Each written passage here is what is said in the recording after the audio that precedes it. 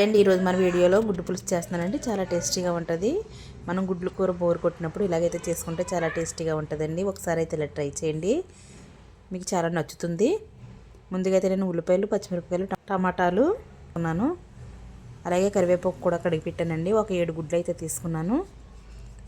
ముందుగా stove on చేసుకున్న గిన్నె అయితే పెట్టుకోవాలి. ఆయిల్ వేసుకుంటున్నానండి కూరకు సరిపడగా.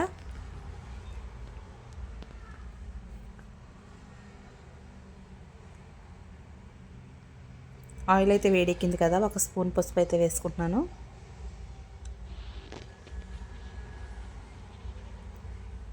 కరివేపాకు అయితే వేసుకున్నానండి. ఇవి వేగిన తర్వాత అయితే మనం ఉల్లిపాయలు, టమాటాలు, పచ్చిమిరపకాయలు కూడా వేసుకుని బాగా ఫ్రై చేసుకోవాలి. ఇవైతే గోల్డెన్ కలర్ వచ్చేదాకా బాగా ఫ్రై చేయాలండి. ఉల్లిపాయలు అయితే నూనెలోనే ఫ్రై అయిపోవాలి. మూత అయితే పెట్టుకుంటున్నాను. మూత తీస్తూ మధ్య మధ్యలో కలుపుకుంటూ ఉండాలండి. బాగా ఫ్రై చేసుకోవాలి.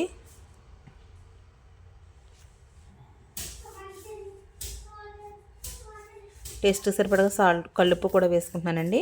కల్లుప్పు అయితే వేసుకున్న తర్వాత బాగా కలుపుకోవాలి. మూత అయితే పెట్టుకుని బాగా ఫ్రై చేసుకోవాలండి. ఒక చిన్న నిమ్మకాయ సైజ్ అంతా చింతపండు అయితే నానబెట్టుకుంటున్నాను. చింతపండు పులుసు వేసుకున్నందుకైతే చాలా టేస్టీగా ఉంటుందండి. ఉల్లిపాయలు అయితే మధ్య మధ్యలో కలుపుకుంటూ ఉండాలి.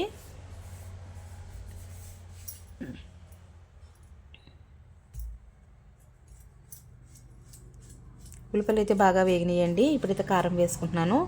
ఒక 2 స్పూన్ల కారం అయితే వేసుకుంటున్నాను. కారం వేసుకున్న తర్వాత కలుపుకోవాలండి.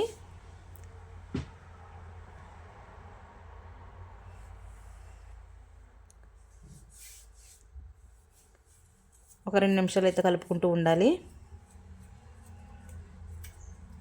ఇప్పుడైతే వాటర్ వేసుకుంటున్నానండి. ఒక 2 గ్లాసులు అయితే వాటర్ వేసుకోవాలి.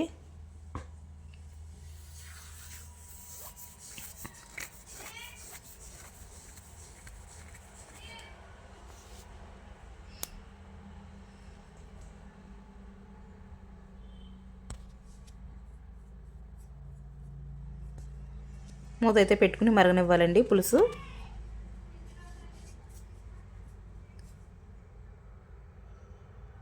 పులుసు అయితే మరుగుతుంది కదా, ఇప్పుడైతే సాల్ట్ చూసుకోవాలి. సాల్ట్ అయితే చూసుకుని గుడ్లు అయితే పగలగొట్టుకుని వేసుకోవాలండి. ఒక్కొక్కటి పగలగొట్టుకుని వేసుకోవాలి. నాకైతే సాల్ట్ సరిపోయింది. ఇప్పుడైతే గుడ్లు పగలగొట్టుకుంటున్నాను. ఇవైతే ఒక్కొక్కటి దూరంగా పగలగొట్టుకుని వేసుకోవాలి. మొత్తం అన్నీ ఒక దిక్కున వేయకుండా.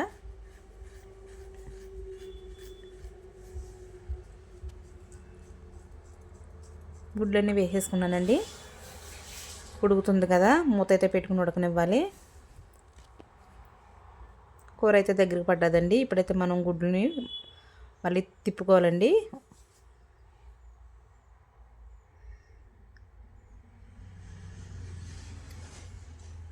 కింద వైపుకి అయితే తిప్పుకోవాలి.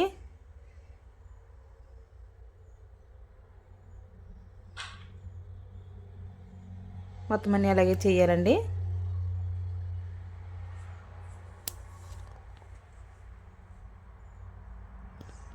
అలా చేసిన తర్వాత మూత పెట్టుకుని ఒక 5 నిమిషాలు అయితే ఉడకనివ్వాలి. 5 నిమిషాల తర్వాత మూత తీస్తున్నానండి. ఇప్పుడైతే చింతపండు పులుసు అయితే తీసుకున్నాం కదా, ఇదైతే వేసుకోవాలి.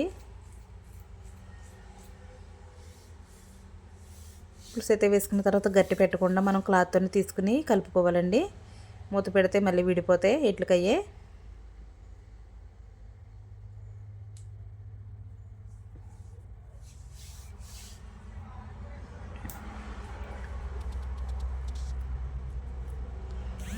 మూత అయితే పెట్టుకుని ఒక 2 నిమిషాలు అయితే ఉడకనివ్వాలి. చూడండి, మూత అయితే తీస్తున్నాను. గుడ్లు పులుసు రెడీ. చాలా టేస్టీగా ఉంటుందండి. ఒక్కసారి ఇలా ట్రై చేయండి. చూడండి ఎంత చక్కగా అయితే ఉడికిందో. చాలా టేస్టీగా ఉంటుందండి. నేనైతే స్టవ్ ఆఫ్ చేసుకుంటున్నాను. ఈ రెసిపీ కానీ మీకు నచ్చితే సబ్స్క్రైబ్ చేసుకోండి, లైక్ చేయడం మాత్రం మర్చిపోకండి, షేర్ చేయండి. మళ్ళీ మంచి రెసిపీతో కలుస్తాను. Bye friends.